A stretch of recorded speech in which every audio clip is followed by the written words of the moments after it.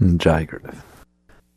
If you spend enough time sitting inside all day, every moment, while you go about your business, maintaining your seat of awareness, you will come to see that everything is shakti. Everything is shakti, energy. And just as pots, plates, cups, they're all clay, just clay of different shapes. All that goes on inside of you is shakti, is the dance of shakti. But in order to see this, you have to be conscious. And that's true of all things. You can't see if you're not conscious, no matter what's going on around you. And if you are conscious, you can't help but see, because that's what consciousness does. So this talk, we're going to spend only 2 minutes on how to get conscious. And then we're going to talk about what you see when you are conscious. How do you get conscious? You take a very, very deep breath, and then you let it out. You take another breath in, and you let it out, and you notice that you're breathing. And then just keep noticing that you're breathing. At first, you will breathe. Then you will watch breathing. You don't have to breathe. Body knows how to breathe. Pretty amazing. It breathes all the time. You don't have to do anything about it. But if you want, you can use your breath like mala beads. If you watch your breath, you will become seated in the self. Now you see why I won't teach techniques. Because there are no techniques that are higher than the natural state of things. But since no one will do the natural state of things, they want more entertaining things to do that maybe they'll do, and so they want these weird techniques. If you watch your breath, that's all. Just watch your breath. It will make you conscious, totally conscious. Why? Because your breath is always going in and out. The problem is you're not watching it. You're not aware of it. If you were to become aware of every single breath that goes in and out, you would be a conscious being. You would be seated in a persistent state of conscious awareness. Should you choose to move that awareness to something else, you can do whatever you want. The point is, right now, you're not a conscious being. What are you? You are scattered. The consciousness is always there, but the there is all over the place. So for a moment, the consciousness is there, but it's on this thought, then it's on that thought, then it's on this lady, then it's on that man, then it's on that bug, then it's on this, then it's on that, then it's on this noise, then it's back on that thought, then it's on that thought, then it's on the breath, only for a billionth of a second, because it jumped for a second or something, right? And this goes on all day. It just jumps around like a jumping bean. Why? Why does consciousness jump around like a jumping bean? I'm almost used up my 2 minutes. It's easy why. Your consciousness will go to that which distracts it. Doesn't it? Doesn't your consciousness go to that which distracts it? If I'm talking to you and there's a big boom outside, you may listen to me. You're out there with the boom. If I'm talking to you and a roach goes across the middle of the floor, big one, no Mick. He's gone. No breath, no nothing, just roach. All right? It's so easy to see. It's so stupid that you even have to talk about it. You are conscious. You are always conscious. How you like that?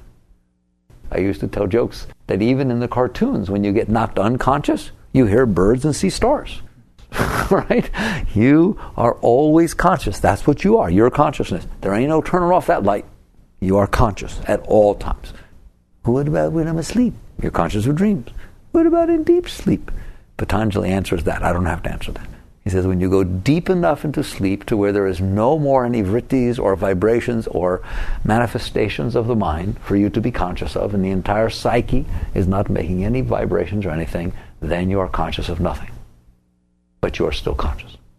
And you are aware that you are conscious of nothing. You are aware you had a good night's sleep. And you like that place. You want to go back, don't you? How would you know you want to go back if you don't even know you're there? You do know you're there. So your consciousness, that awareness of being, hello, I'm here, is always there. That's it. The light never gets shut off. The question is what you're conscious of. Well, until you're a willfully centered conscious being, you are conscious of that which distracts your consciousness the most. Better smile. That's what you're conscious of. The emotion, the thought, the outside object, whatever it is that at a given moment interests or distracts, I like distracts better, distracts that consciousness the most, that's where that consciousness is going. You just see it when it's distracted from that which is distracting you, and you say, I got distracted. You're always distracted from the self. So you're sitting there trying to think, then you get distracted. Why? Somebody walked by, something happened, I got distracted. I couldn't do that, right?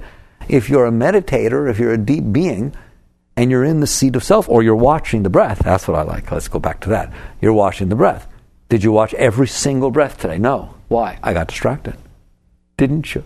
Distracted by what? Distracted by your thoughts of where you want to eat, distracted by where you're going to go, distracted by emotions, distracted by that which you normally don't call distracted. It's what you normally get distracted from. Okay, you have this normal set of patterns that you're hanging out with all the time that are distracting you all over the place, distracting you from centered self.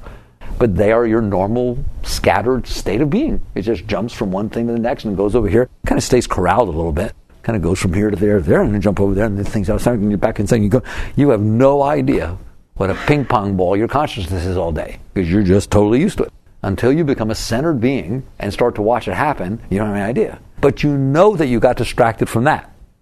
Okay, something happened that distracted you from what you were thinking about or feeling or some stuff like that. So consciousness is always conscious. The issue is what object of consciousness is distracting at any given moment, because it changes constantly.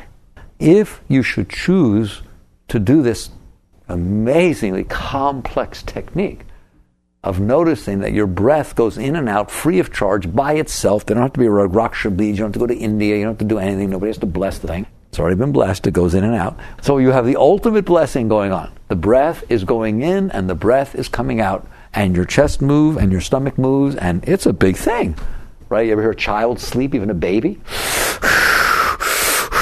Like, it's a big thing going on in there when those lungs go in and out and all kinds of stuff goes on, all right? Watch everyone. I'm serious. You think you can't? You could go about your entire life and do every single thing you're doing and watch every single breath that comes in and out. You live your everyday life. You do every single thing that you're doing. You just become more conscious. You just become more conscious. The breath is going on in and out anyways. Just be aware of it. If you do that, you will see that you are distracted from that constantly.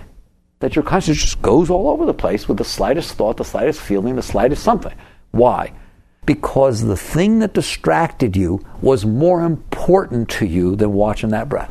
It's as simple as that. Otherwise, it wouldn't happen. If your life depended on watching that breath, I guarantee you right now, you could sit there and watch every single breath. Any of you, for a short period of time. Even your life wouldn't be enough to keep it going long enough, all right? But you can do that. So at some point, you will understand it is important. It is my life. Otherwise, my life is scattered all over the place, every thought, every feeling, everything. Therefore, I'm going to watch my breath. Okay, there. Now, if you watch that breath constantly, relentlessly, all the time, until that is what you're doing inside as well as everything else, then you will never leave your center. There's this constant center that is never distracted fully from where it's sitting. That is the seat of self. That is the seat of awareness of being. It will always be there. It's the center. It's so neat because you have this consistency. That's what will take place. From that point, it all happens. So now let us imagine that you have achieved to this state. And from the time you wake up in the morning till the time you go to sleep at night, there is never a time that you are not aware of this constant, steady movement of the underlying flow of your breath. Therefore, there's not a moment all day that you're not aware. Because once it's steady like that, you're aware. Now, what's going to happen, because you have chosen to hold this fixed position within yourself, is you're going to notice that you get distracted pretty easy and pretty often. Why do you notice that? Because you're trying to not. Because you've decided to stay and watch your breath. Therefore, you can't let it. If you let it just distract you and go all the way out there, then you fail. You didn't watch your breath. So all of a sudden, you're going to have to assert will against the natural tendency. I'll call it natural. Natural doesn't mean good. Natural means habit formed, all right? The habitual tendency to have your consciousness drawn to the loudest object, to the most distracting object. You now have competition. You don't have no competition now. Guarantee you right now, that consciousness is going to the loudest object, to the most distracting object. That's what it does all the time. If you choose to watch your breath and are serious about it, you now have competition as to where your consciousness goes. Because it has to stay there to watch the breath. And now you have these distracting things. Uh-oh, we have ourselves a competition. All right, well, you have the right to win. How do you like that? You need to learn the tools and the techniques about that. Don't worry about it. You've learned them, about how to let go and how to do all the things. And what you'll see is you're sitting there and there are all these energies inside and outside that are distracting your consciousness. Look how many energies outside distract your consciousness. Kind of cute, isn't it? And you'll watch all this pull on your consciousness. And then you'll see energies inside that distract your consciousness. You have feelings, you have emotions, you have fears, you have anxieties, you have desires. You have all these different things that pop around in there. And when they move, consciousness goes whoop, whoop, whoop, watches every one of them, pays full attention to all those things that move. It's pretty amazing, all right? And if you do that, then you won't stay conscious. And I'm going to tell you a secret, unless you're conscious, you ain't going anywhere. The entire journey is one of centering and ascending. The consciousness gets pulled back to its center, otherwise you can go anywhere when you're scattered all over the place, can't you? All your energy's out all over the place. Where are you going to go? The energies have to become centered, then they go up, really. So the act of watching your breath and going through this little struggle of being aware that something is trying to distract your consciousness away from what you decided to do, that's a good thing to do. That's a good one. That's you don't have to fight it, and don't judge. Just little by little, do it. And eventually you will do it, and it will be effortless. The fact that some of your consciousness, at least some, stays in the center and never ever leaves does not mean you cannot live your life. It's just you have more consciousness than you thought you did, okay? And some of the stuff that you're not using does that. And it actually builds more consciousness. You have an unlimited amount of consciousness. Unlimited. You're so beyond anything you have any idea. The problem is you don't use it. You just focus on a few things and it scatters over here and it's thrown all over the place. Should you center and harness your consciousness and draw on your consciousness, you have unlimited amount of consciousness. So don't think that because you're watching your breath you can't take care of the kids. You can't go to school, or you can't go to work, you can't read books. You can't. It doesn't matter, even while you're reading, you just watch your breath. It just does it. They can do all of it. It's an amazing thing, consciousness. So when it's centered, now you'll feel the pull. I like that. You'll feel the pull of things that try to take it away from watching your breath. That's the beauty of centering, is you feel what's actually going on instead of just having it go on by itself. And you will see eventually, it takes a while, you will see eventually that you're in there, the breath is going on, the consciousness is centered, and there's all this shakti in there that's going everywhere. And we talked about the fact that the main polarities inside of what scatters that energy all over the place are fear and desire. That's what you're going to see. I'll give it a million different names, but it's either fear or desire that's moving that energy. Either it's trying to go out towards something, or it's trying to hide from something. It's trying to protect itself to draw within. Fear and desire. Those are the two polarities of the chi, of the shakti, the yin and the yang, when it comes within the system. And then it just moves between those poles, and it does all that. As it's out there jumping around, look at desire, look what it is. Look at fear, look what it is. You deal with it every minute of every day. It's one or the other, isn't it? It's just adorable. And then your consciousness gets drawn into all that. Should you center, you'll just watch these energies moving around.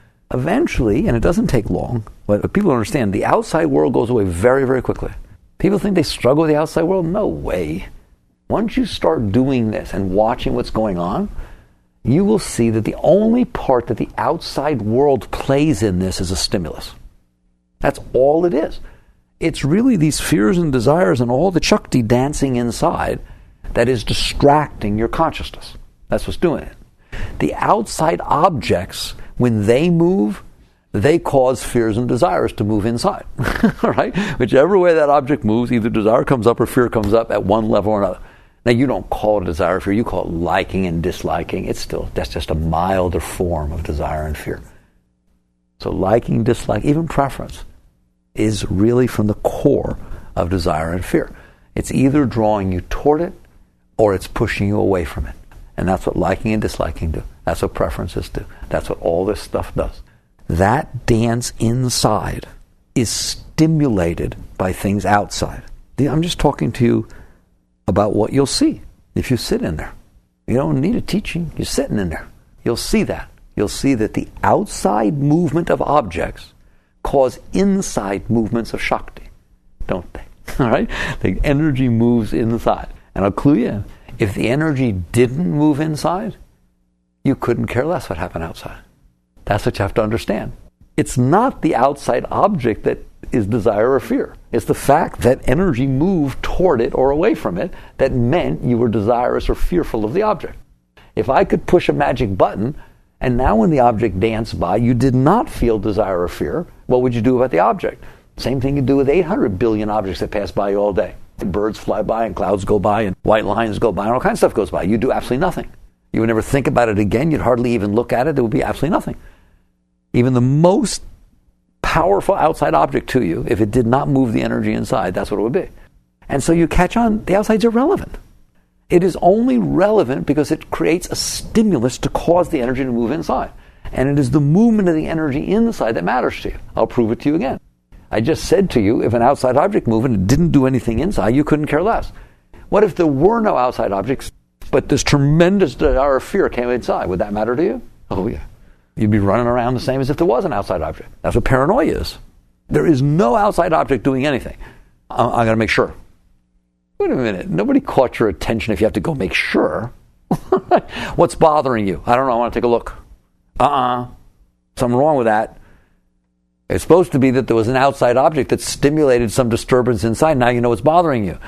If you're just walking around, you pace in the floor, it's, what, George, what's wrong tonight? What's bothering you? I don't know. I'm going to go outside and take a look. I'm going to figure it out. That's a clue. That proves what I'm talking about, right? The inner energies are what matter. If they move without the outer objects, you're just as messed up, aren't you? And if the outer objects move and don't move the inner energy, it doesn't make any difference at all. So everybody got that. All of a sudden, the outside is utterly irrelevant. It is the inside connection that matters. So when you sit in there and are centered, you get over the outside really quick. It doesn't mean you're done with it. You're not going to be done with the outside till you're done with the inside. Because if the outside's still moving the inside and you're freaked out over the inside, then you're going to be freaked out over the outside. But once you catch on that all that really matters is this dance of shakti going on inside, there's this dance of chi, of energy moving from place to place inside and behaving totally different ways. How many different ways can the energy behave inside? I wish you could write an essay on that. When you watch your breath persistently and constantly and perpetually, you will be able to. Because you will watch every movement of that energy. Because that's what it takes to remain centered. Because those energies are going to tend to draw you away. But you've decided not to go. So all of a sudden now you notice all of them.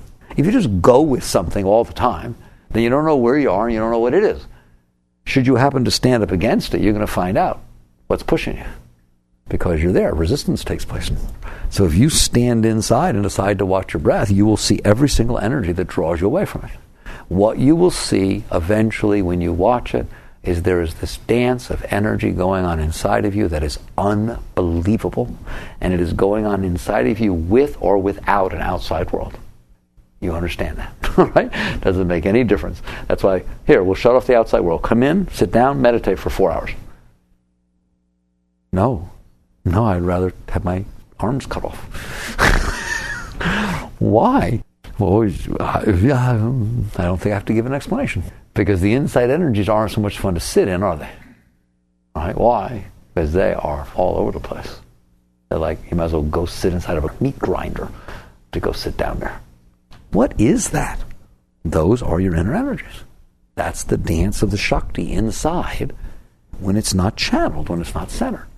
So you get to the point by staying centered, and breath is a very good way to do it, that you start to see what's going on. You have this tremendous dance of energy inside that is unbelievably all over the place, and your consciousness is going with it. When you maintain your center, you now have a choice. You have a choice of whether to go with it or not. When you watch for a while, and it doesn't take long, guess what you decide? I ain't going with it. You will decide that all by yourself as a perfectly intelligent human being. Why? You'll notice that every time you go with it, where it takes you, you wish you had never gone. Every time. Wherever that thing takes you is away from where you want to be. And if you don't go with it, all of a sudden you realize, ooh, things are much better. You feel better because you stay centered and you didn't go on all these trips. So you learn to stay centered because the alternative is absurd. It is just absurd. As you sit in the center and the energies dance around, a phenomenal process takes place. If you stay centered and it pulls on your energy, your consciousness, but you maintain your center of consciousness, all of a sudden, magically, mystically, the energy that it was, the thing that was pulling, comes into you. Because you didn't go, you win.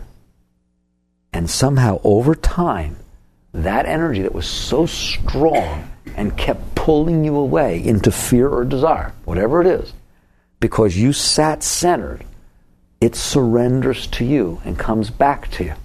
Now, eventually, it won't be mystical and it won't be magical. You'll see it as clear as you see the sun shining in the sky. That what is happening is that your consciousness is feeding those desires and those fears. You'll eventually catch on that the only source of energy in there is you. Now, I know that's mind-boggling because it seems like such a struggle and battle that's going on in there, where you are fighting with yourself. There is nothing else in there. And what is happening is your shakti has gotten used to going out all over the place. And that habit of the flow, it's like smoking. You know, you're smoking, don't blame the cigarettes, okay? And you get in the habit of smoking, and it just keeps flowing, doesn't it? That's a pattern of shakti. You have all these patterns of shakti that you did. You permitted your energy to go out that way, but it's you doing it, not willfully. Master used to call it conscious will and subconscious will. You carve the pattern, and so your consciousness likes to go that way because it's used to it, and so it jumps that way very easily. When you now take conscious will and maintain centered by the techniques or something I'm talking about, now the rest tries to go out, but you maintain it.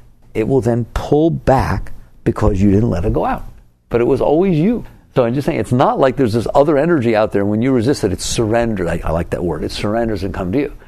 It's just you not going out because you chose not to. And all of a sudden, what happens is all this shakti starts to build inside of you, inside your center. So instead of getting more scattered, you become more centered. And every time you maintain your center, how? Watching your breath. You just watch your breath. You just stay centered enough to watch your breath. And now all of a sudden, the things that would have pulled on it, you don't go out. Therefore, all your energy starts to build inside. And this is yoga. This is the power of yoga. So two things happen when that happens. The disturbances and distractions quiet down, and the amount of shakti in the center increases. But there's a reason for that. I told you that. Doesn't matter if you understand it or not. It's because it was your energy that was going out. Now your energy is not going out. That's why they go away and you stay. It's really neat. The formula is very simple. Very beautiful once you realize it's all you. It is all you in there. There's nothing else going on. And so now as you center and it starts to build inside, it becomes a tremendous force inside. It becomes your force. Eventually, a channel of energy, very strong, is flowing up inside of you. Once that happens, once the shakti turns up and it starts to flow inside of you, now what happens is any draw, including the creation of thoughts, including the creation of emotions, are against this upward flow of energy. Now there's no effort, no will. The energy turns up, it's now flowing up inside of you. Before, in order to get it to that state, you had to apply will enough to to not let your consciousness go scattered out with the energies. You hold it in. Once you hold it in just enough, once you maintain it, center it enough, when the energy tries to get distracted to go out, you surrender and relax so that you don't go with it. You don't pull it back. You let go. Now that's a very big clue, or you will spend your whole life trying to control the prana, trying to pull the energy back. Well, first you'll try to get rid of the thing that pulls it out. Now, gross mistake, all right? Then you'll try to pull it back. You don't pull it back. You let go of where it's attached to you. In other words, you're sitting in there. The energies are getting drawn out toward these fears and desires out there. The wise being does nothing about the outside object that creates the fear and desire, does nothing about the fear and desire itself that attracts the energy and tries to pull. They sit in the center and relax where it's attached to them. There's a place in which your consciousness is aware of this energy pulling, where consciousness meets the energy. Right at that spot, you'll see consciousness gets drawn out with the energy. It doesn't have to. The consciousness can choose to let go. It just lets go. If you let go, you stay here. You stay where you are because you let go of that which was pulling you out. I'll give you another example. Greatest yogic teaching there ever was. You ever do a tug of war? Here we got a tug of war. And what's going on in the tug of war is there's this big pile of mud in front of you. One of those kind of tug of wars. And you got this big old rope. And you got a whole bunch of people behind the pile of mud and a whole bunch of people on the other side trying to pull your butt into the pile of mud. Now, there's two ways that you don't end up in the pile of mud. One is you hold on to that rope with everything you got because it's trying to pull you. And you hold on, you dig in and you fight and you pull and you hope you're strong enough to keep that rope from going in that mud. There's another way, the yogic way. You let go of the rope. And if you let go of the rope, guess what happens? You don't go in the mud. You stay right where you are because you release the force that was attached to you from pulling you, didn't you? That is what you do inside. You sit in the center of consciousness and you notice that each of these draws toward desires and fears and all this stuff is a rope that's tied to your center of consciousness. You just let go of the rope. That's your path. You let go of the rope. Because you are not holding onto that rope. You don't realize it. God, it's so subtle that all I can give you is the clue. You sit there and say, but I don't understand. If I let go of the rope, all that, you remember, Mickey, you said all that shakti was going to come back into me, a wound. It'll all go out there. No, you don't get it. In this little tug of war, you're both sides of the rope. You're literally out there pulling yourself into the mud and fighting yourself from pulling yourself into the mud. You're everything. You're the only thing in there. That's why when you let go, it just all collapses back into you. It doesn't go off somewheres. You're it. I guess if I use master's terms, your conscious will is fighting your subconscious will. Your subconscious habit form will is what's making the energy go out, and your conscious will is pulling it back in. Okay? Just don't play. Take your marbles and go home. All right? And what's going to happen is because you let go at such a deep level, all the energies stop going out. And when they stop going out simultaneously, neither the conscious will has to fight it in, nor will the subconscious will go out. It's such a beautiful thing. That's why surrender and release is the highest path. If you fight it, you lose, because you're really fighting yourself. And you don't have to pull it back in. Just don't play the game. Let go. Just poof, just like that. It feels just like the rope. Let go. That's what it does. Let go. All right? And it goes like that. All those energies will come back in you. That's your game during conscious will time. Once enough of these energies come in and stop going out, they will start to go up. And once they start to go up, it's not an act of will. Once they start to go up, they form a force that pulls all energy into you. It's like a vacuum. It just starts pulling all the energy in. You actually have trouble having thoughts. When thoughts try to get created, they go and they pull back in. Because the pull of the shakti is so strong inside from a center that your thoughts can't go out. Because energy has to go out to create thoughts. And they pull back in. It's okay, you'll learn how to do both. But that is a natural process that takes place. It's very easy where it goes, there's nothing, the thoughts don't even finish. There's just not enough energy for them to go out before they get pulled back in. Now your energy really starts going up. This is your spiritual path. It's that easy. It's not a complicated thing in any way, shape, or form. There's nothing to it. all you had to do was breathe. You're breathing already. As the consciousness builds its center, it's like getting onto NASA's launch pad. You feel all this energy build inside of you, all by itself. There's nothing for you to do. It will take you on your journey. That's your whole path.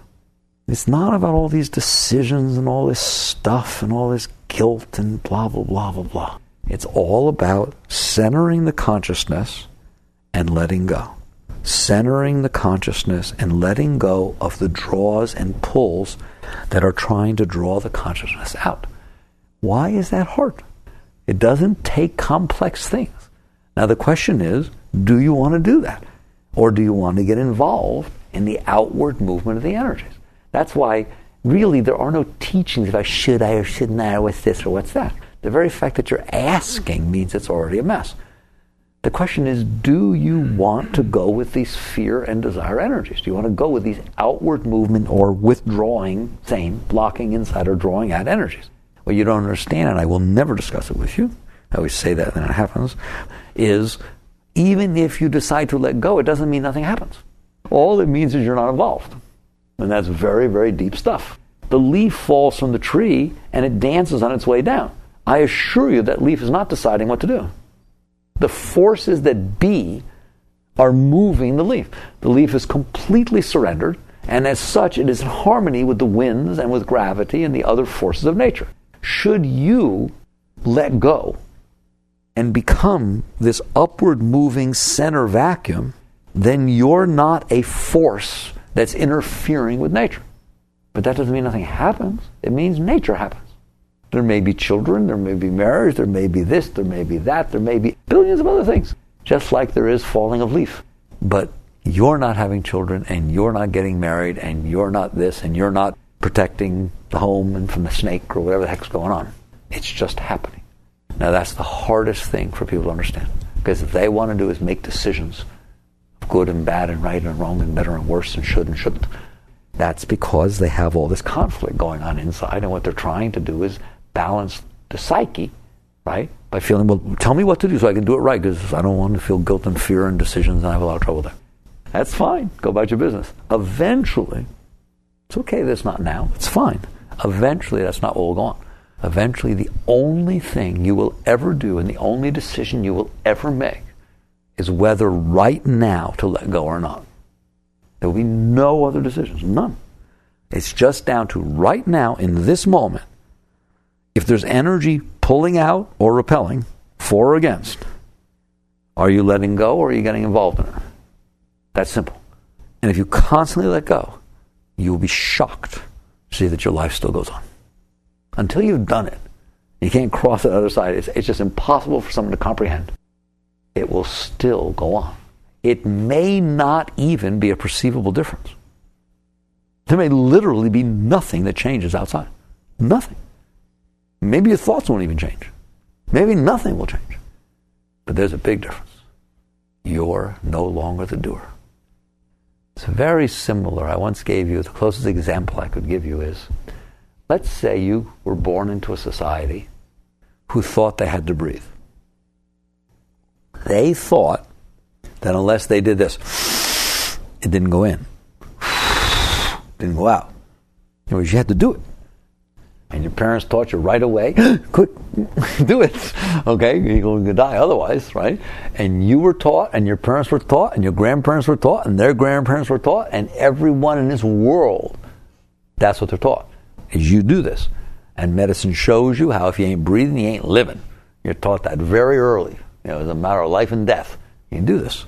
So every single person goes about their business willfully breathing. So it might be the conversations go like this. George, I think, if I want to do, maybe, and everyone's like that. And it's totally socially acceptable because we want to live, okay? And so, and some people do it longer. Oh, he's a good breather, right? Some people do it shorter, he'll last long, right? And they even have actuary tables that show that if you do it longer and slower, you live longer. And if you just do little short ones, okay? Now, if you grew up in that society, and all of a sudden someone came in and said, you don't have to do that. I have to do what? In and out thing you're doing. you would take them by the hand. You walk in, what are you, crazy? Here, doctor, come over here. You tell this man what's going to happen if he stops breathing. Okay, and they're going to give you all the data and all the statistics and show you everything that possibly be what's going to happen if you stop breathing. And you're sitting there trying to say, I didn't say I was going to stop breathing. You say, yeah, you did. You say you don't have to do this. They wouldn't even be able to comprehend the possibility or the subtleness of the fact that you weren't doing it, but it still went on. Why would they believe that? Net is, you are not going to stop breathing. That is exactly what has happened here. You think that you have to live your life. You think that it is these desires and these fears. The fears are keeping you safe and the desires are letting you have some stuff. They're keeping it going. This concept that this leaf falls off this branch and it blows in perfect harmony and there's still marriage and there's still divorce and there's still this and there's everything that still goes on. But you ain't in there being the doer. That's as foreign as not breathing. There's no way that you're going to comprehend that you can just step back, lay back into God, and that all this will go about its business and do a better job than you can. That's the difference. That's the difference. You work with it little by little. Little by little. You decide each moment, do I or do I not believe I have to go with this thing that's drawing out or this thing that's drawing in?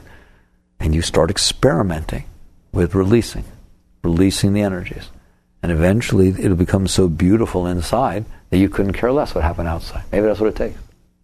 Maybe it just takes that you become so peaceful and so beautiful inside that you don't care if you die, if you stop breathing. You say, this is too beautiful. It's constantly being interrupted to do that breath, and it's so beautiful in here, and so you just take the risk because you don't care. And then all of a sudden your breath keeps going. And guess what? It's not a relief because you really didn't care. Maybe that's what it takes for you to be willing to sit in there and say, so there's a desire. I've been there, I've done that. I'd rather have my peace. I'd rather sit inside and feel this beautiful shakti than anything that can give me. So there's this fear.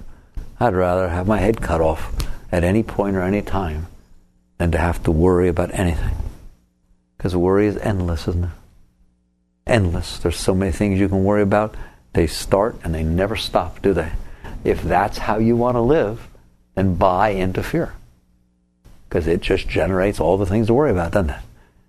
Maybe you could take the attitude, I don't care what happens. If I got 1 minute without all that going in, I'll trade it. And you take that risk. And the next thing you know is you're still there. And you've transcended fear and you've transcended desire. That's how you do it. But first, this whole process has to happen to where you're centered, conscious, so you can watch these energies draw on you, and you can choose to let go. As you choose to let go, the energy builds up inside. As the energy builds up inside, it starts to change directions. When it changes directions, you have ecstasy flowing up inside of you at all times. All this light and love, and it's your choice. Go out there with fears and desires and anxieties, or sit in ecstasy. Let me see. All right? And you just choose to always feel love, and you choose to never let go of that flow of the shakti. All right? And then the rest of this happens. And then basically, eventually, you realize you don't ever have to play with these things, ever. Your life will go about its business, and it will do what it's doing. And that's just what it is. So, this is transcendence. This is the path. This is yoga. This is all of deep, deep truths. Work with these things. See what happens to you. Jagrata.